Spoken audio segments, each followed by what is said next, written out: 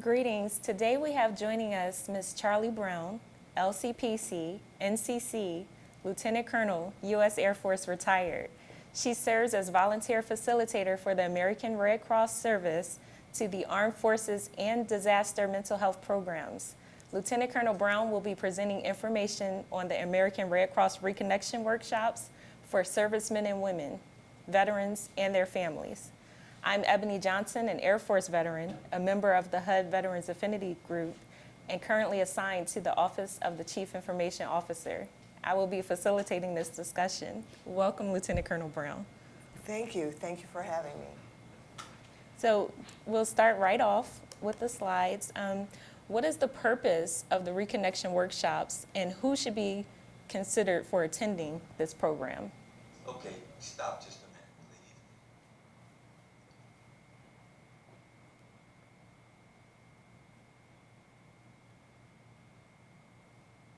Lieutenant Colonel, could you count to 10 for me, please? 1, 2, 3, 4, 5, 6, 7, 8, 9, 10. Ebony, count to 10 for me, please. 1, 2, 3, 4, 5, 6, 7, 8, 9, 10.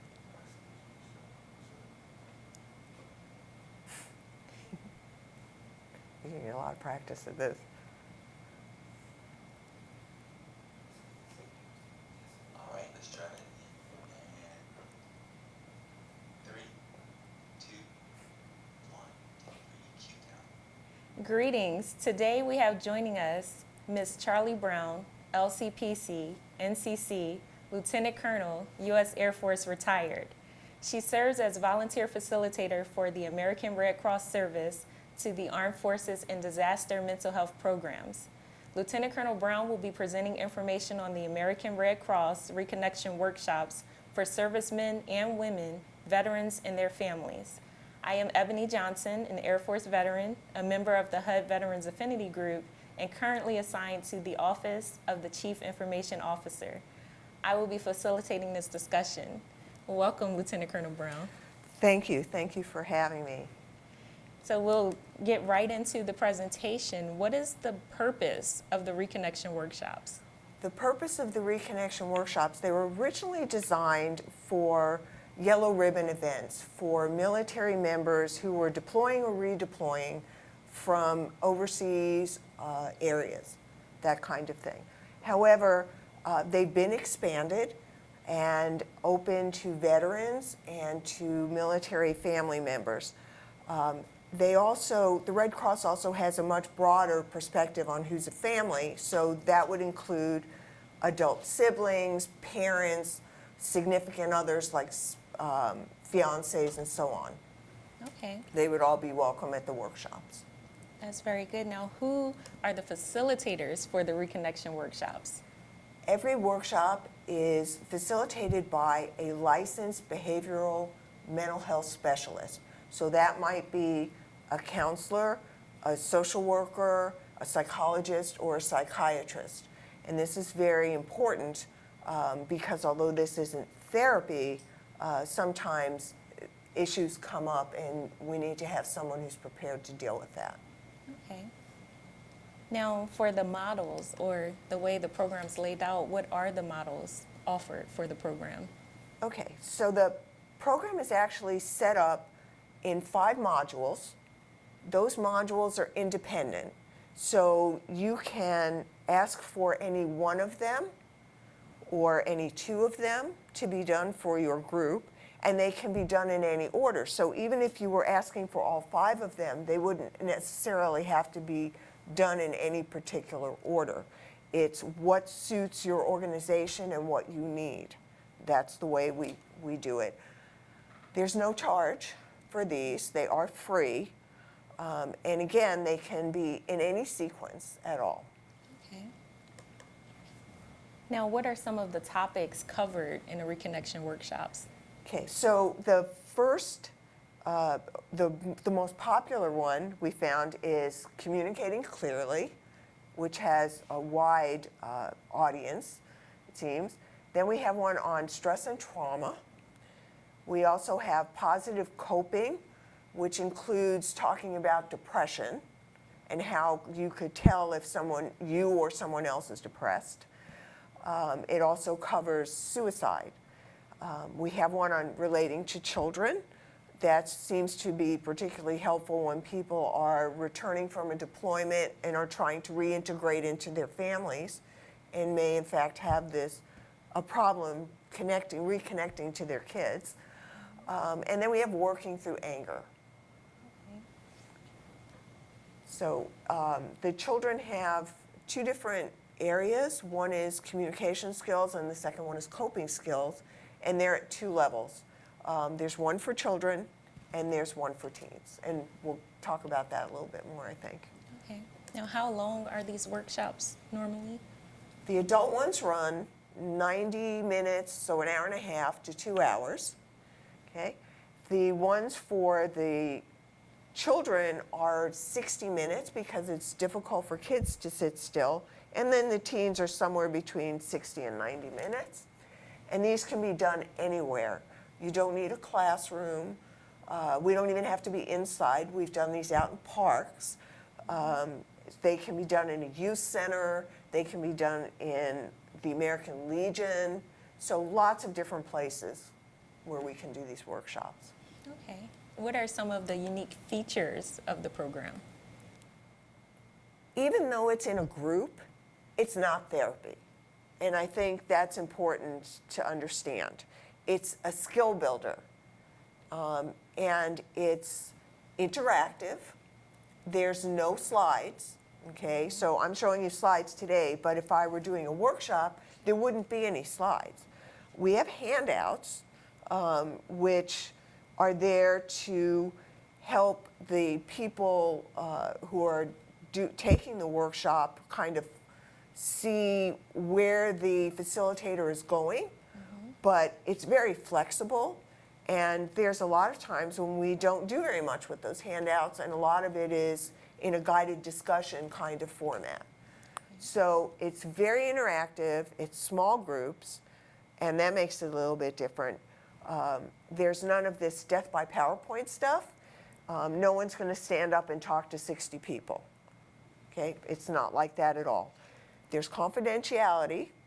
The Red Cross never reports back and says to anyone, to a commander or first sergeant or anyone, this is what so-and-so, Sergeant so-and-so said, or this is what Mrs. so-and-so said.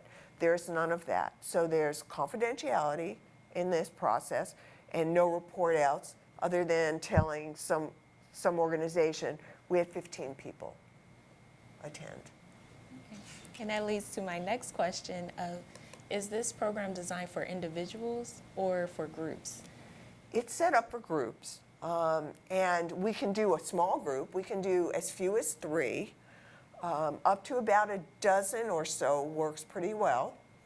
If it gets much above that, then we normally send in a second facilitator and break the group, because we want to give people an opportunity to really participate and be a part of it. And if there's too many people, that doesn't work very well, so we try to keep the group small, try to make that happen. There's a lot of interaction between peers, and again, if the group is too big, that's really difficult. A lot of people are uncomfortable speaking in front of a large group of people, and so you want to keep it small and kind of intimate. Okay. Now, what makes this program unique or different from the programs already offered by the VA and the military? It's a skill building activity. We are in there to give people a takeaway from the workshop. That's something that's really important, is that they have things that they can put in their personal toolbox of coping skills or communication skills. And the VA and the military are not really focused in that way. They're more focused on group therapy, perhaps, or resiliency training for a large group, or identifying suicidal ideations within your community, but it's done in a completely different way than this is. And this is free. Anybody who qualifies can request these workshops for free. That's awesome. Now, can you provide an overview of the children's models? Okay. All the workshops are sort of set up on the same kind of framework. They have 5 sections. And I'll talk about the children's one a little more specifically, but there's an awareness portion, and that's kind of your opening to the workshop. There's an actions portion, that's where our handouts come into play and a lot of this interaction. There's an application section, which is where the facilitator makes sure that everyone has a takeaway, a positive takeaway from the workshop, something they can try out. And so then we'll have a summation and a closing. So that's the way it works. Every workshop, this is the Communicating Clearly one, has a number of activities.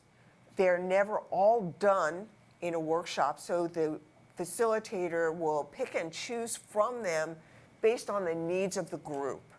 And that's another thing that makes it unique, is that every single time the workshop's done, it's a little bit different than the last time it was done because the group is different and their needs are different. So we go where the group needs to go, okay? So that's really important to know. They have scenarios, and some of them have specifically veteran scenarios or family scenarios, but very often the group itself gives us a problem-solving situation to use as a scenario, so that happens a lot.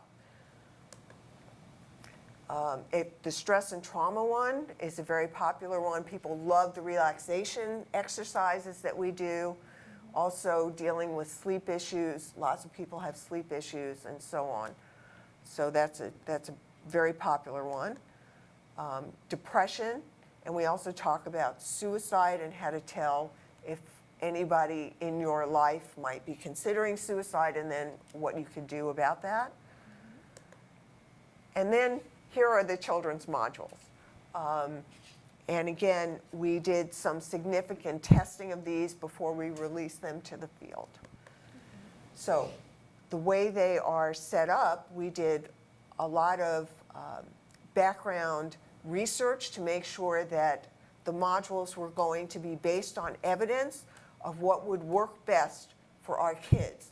And we also looked for things that were not out there readily available. Okay, so we wanted something that would be different for our kids. Okay. So we have 2 modules. One is set up for teens. At each level, one is for teens and one is for children. So we have one on communication skills, and then we have one on coping skills. And then these are some of the comments that we got from the beta test from the teens, and I think the kids really like the activities, and there are even more activities in the children's module than there were in the teens. The kids like that they can share, that no one's reading on slides to them and things like that. And I think one of the more critical pieces is that the kids said the workshop was too short, which is a real good indicator that everyone's participating. And we came around to it because when adults came to our workshops, they said they wanted something for their children. They wanted to know that their children could learn something at a Yellow Ribbon event, just like they were getting skill building information. So that's why we started doing this. So this is the model that we used when we were trying to figure out what to do as we were designing this. And there are a lot of stressful events in kids' lives, particularly military and veteran kids' lives. So there are deployments which are unique to the military way of life, and moves.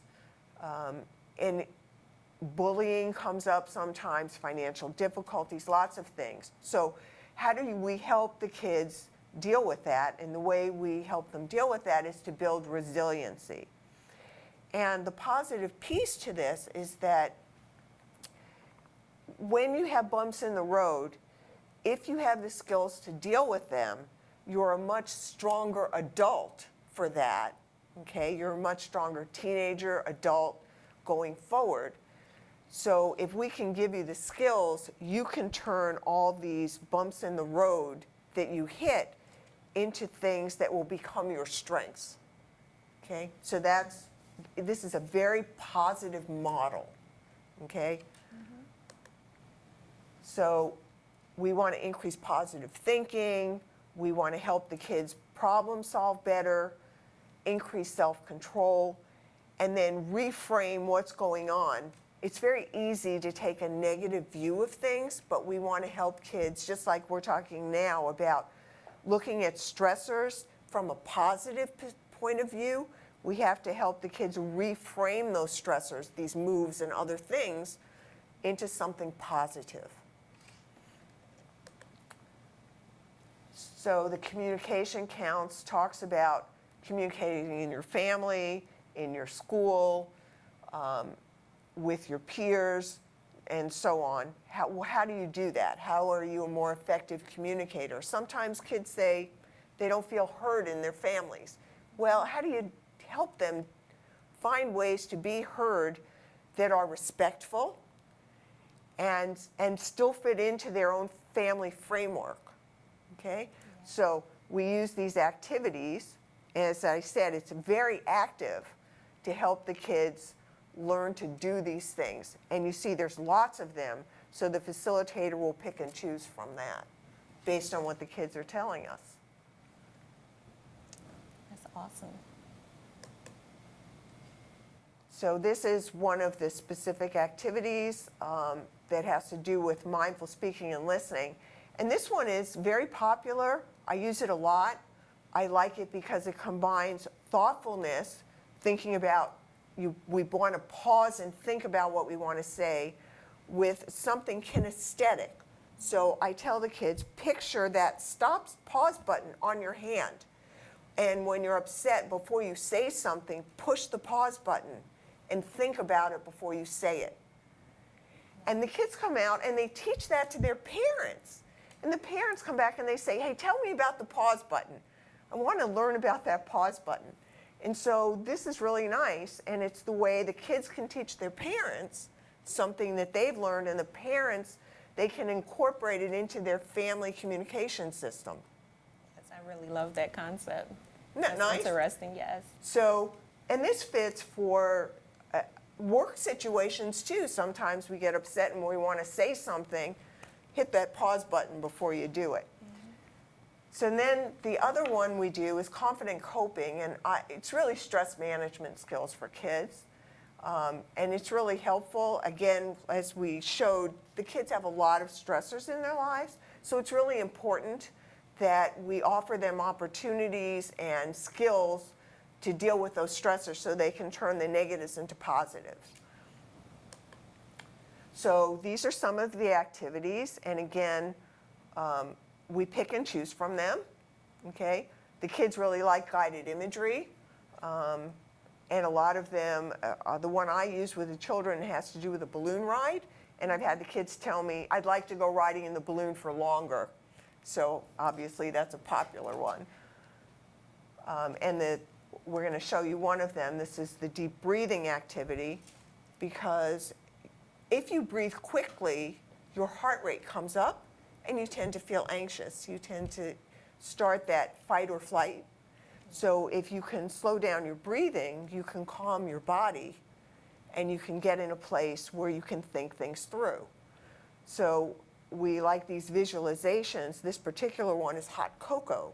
So you picture holding a mug of hot cocoa in your hands, and then you would breathe in the smell of that chocolate, and then you would blow gently across it, so that you could cool it down, but it's a very gentle breath. So you're very conscious of your breathing. And again, the kids can remember that. So these are some of the teen activities. And again, you pick from these. And so there's a lot of different things that can be done, and we take it where the kids or the teens tell us they need to go. I think it's really important to stress at this point that the facilitators, in addition to being licensed mental health people, are also additionally cleared by the FBI, and that we always have 2 adults in there and they're both cleared, so that we make sure that for the children and teens specifically, that we are being safe and that they are safe. Okay, it's very important.